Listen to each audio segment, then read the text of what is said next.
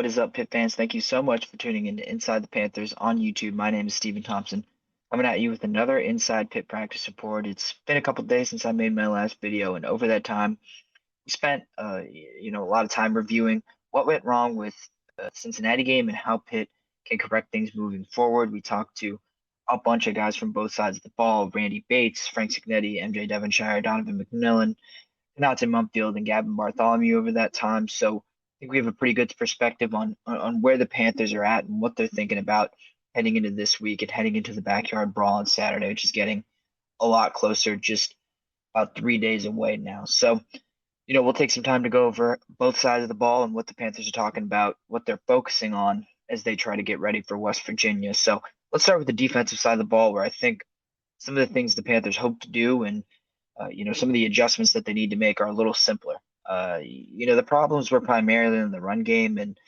the consensus is, at least among Pitt players and coaches, that their mistakes were minor and they were fixable. It was a run fit here, a communication issue there. So they're trying to tighten that up. They're slimming down their rotations a little bit, trying to get some more veterans in there. I think you look specifically at the defensive tackle rotation. They've cut that down a little bit. David Green and Devin Danielson are your lone starting defensive tackles this week. That's different from last couple weeks. Pat Narduzzi has said in the past that he likes having. He did have four starting defensive tackles. Some oars listed next to each other on the depth chart. He had DeAndre Jules and Tyler Bentley in there as well, but now it's just Green and Danielson, two sixth-year senior guys, two big, physical guys. So they're clearly trying to clog up the middle of the defense, but also I think get some guys with some more experience in there and, make sure that those communication issues don't really happen again. We'll also see what happens with the linebacker rotation, because I think that's also something that Shane Simon, starting middle linebacker, pointed out to us as well. And Randy Bates agreed a little bit, is that, there was some communication issues up there that I think will get solved by having some more veterans in there. So you might see it a little less, Kyle Lewis or Braylon Lovelace, some of those younger guys who are looking to break in as freshmen or redshirt freshmen, and you'll see more of, those three starting linebackers: Solomon DeShields, Simon, and Bengali Kamara, maybe some Brandon George in there as well. And I think the same thing is pretty true at safety. Donovan McMillan is new, but he is not new to college football, and so there's a little bit more experience there, maybe a little bit more big game experience as opposed to a guy like PJ O'Brien, who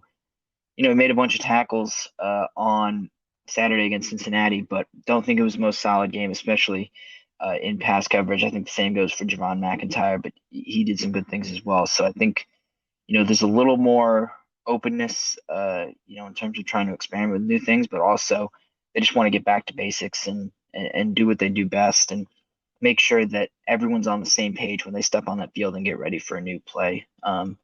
So hopefully that experience helps them and leads to a more detailed performance. Excuse me. I think Pitt is capable of standing up against the run. I think you saw that in the second half as well when they were able against Cincinnati, when they were able to make some adjustments and shut them down a little bit more. It went from 180 rushing yards and a half to just about 80 or 85. So there was a big difference there. It wasn't exactly up to their standard in either half, but there was clearly some improvements and they clearly figured some things out. And they'll need to do that, because not only did missed run fits and communication issues help Cincy, ice the clock at the end of the game, but that was also what they used to jump out to a big lead. And that impacts the offense, like we'll get to in a minute. And West Virginia, their strongest positions are offensive line and running back. So they will be able to control this game along the offensive line if Pitt lets them, and if Pitt doesn't clean these things up.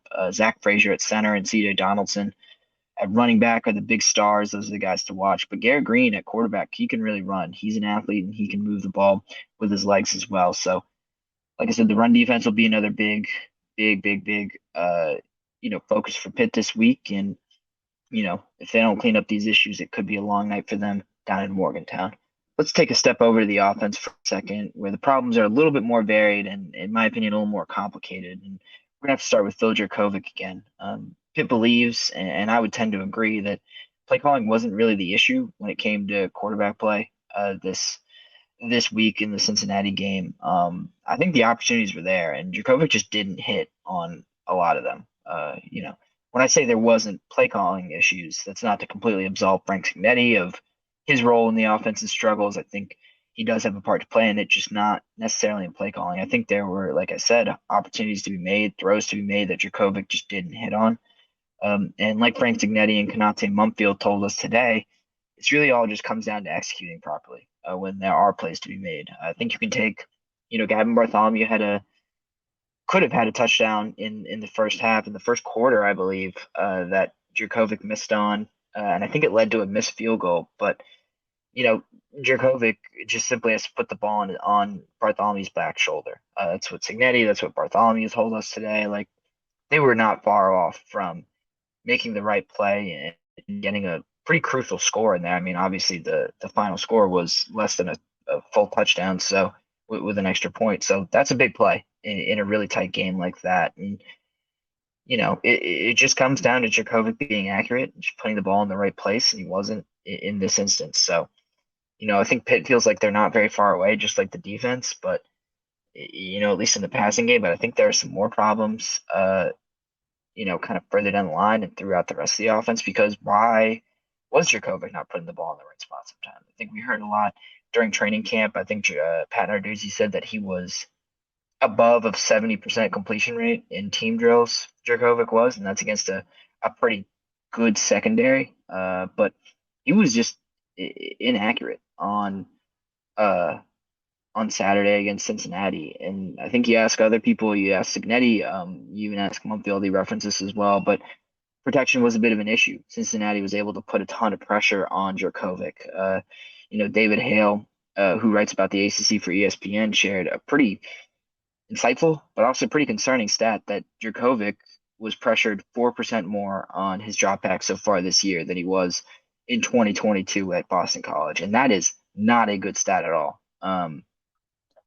Boston College had one of the worst offensive lines in the country, not just in the ACC last season. So for Pitt to be even behind them is really concerning. And I think, kind of illustrates that Narduzzi and Signetti and even Phil, when he talked about this following the game on last Saturday, is that protection is an issue. It's not just kind of smoke. It's not just covering for Phil like we might have thought. Like it's a real issue. I still think Djokovic was plainly inaccurate, on a lot of his throws and missed some opportunities and ran out of pockets that were still there that he still could have thrown from. But it's a real thing, and Phil and the rest of the team will be counting on BJ Williams and honestly, I would say the rest of the interior of the line that includes Jake Cradle and Blake Suvovic. They aren't insulated or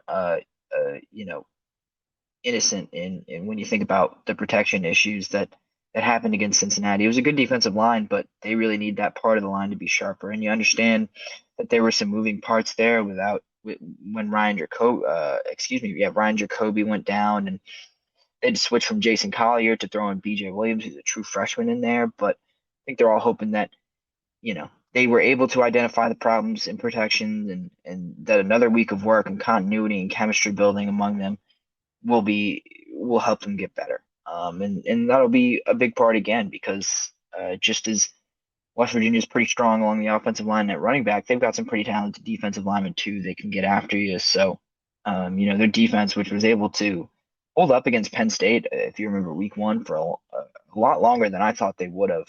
It was not because of their pass defense. If the Panthers can protect, they'll have a chance to hit on some passes down the field.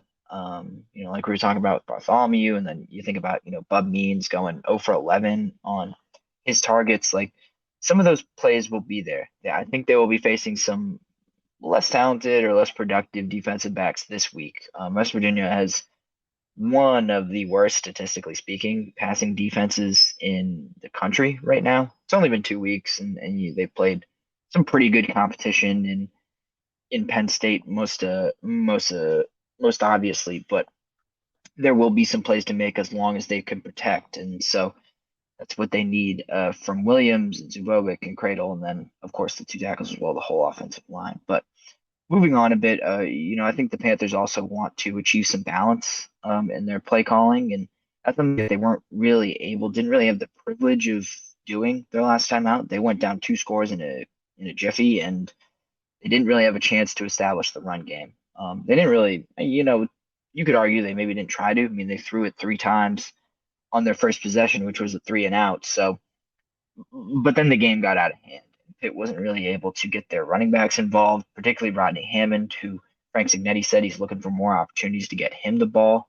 So I think starting fast is the key to kind of unlocking those things. Like you got to execute, but you got to execute early and often to make sure that you are still in this game by the time the first quarter is over, and but you can keep things stabilized through the end of the first half, and then of course through the rest of the game. Like I said, I don't think Pitt can really stay in this game if they're a one-dimensional team. I think West Virginia is going to score, and if you can't kind of stay on schedule, and if you start falling behind because you threw on first down and second down and something wasn't clicking, then you're in a third and long and you're real behind the sticks and you can't use Hammond. You gotta. It's kind of a chicken and egg thing where you gotta establish Hammond first, but you also have to make sure that you're on schedule and that you're getting first downs and you're staying on the field so that you can, kind of maintain that balance and maintain some semblance of control over the game that wasn't there last year.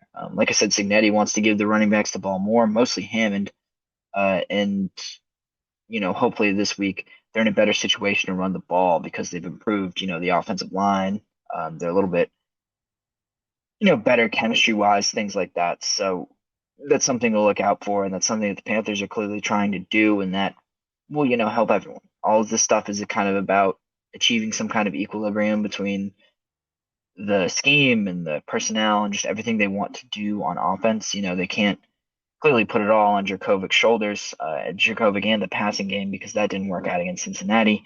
So they need to be a little bit more diverse in order to hit on some of these things and correct some of those mistakes in the passing game. Because for as poorly as I thought Jurkovic played, as poorly as I thought Means and some of the other receivers played, they were really one dimensional and they became easy to defend just naturally by the fact that they were down by so many points so early on. It was pretty easy to defend them at certain points in the game. So Pitt will try to become a little bit more diverse, become a little bit sounder, and hopefully that'll lead to some better things for them on Saturday night in Morgantown. With that, I'm headed out of here. Thanks for tuning in to another Inside Pitt Practice Report. I'll have one more video for y'all on Friday, coming to you Friday morning after we talk to Pat Narduzzi tomorrow in his final briefing of the week. And then I'll be headed to Morgantown for the actual game, and I'll give you a report from there following the action. So make sure to like this video and subscribe to us on YouTube. That's youtube.com/@InsideThePanthers. That's where you'll find the rest of my content for the remaining of this week. And then you can find all of our reporting right from Pitt practices and the game at InsideThePanthers.com. Like I said, thanks again for tuning in to another Inside Pitt Practice Report. My name is Stephen Thompson. I'll see you next time.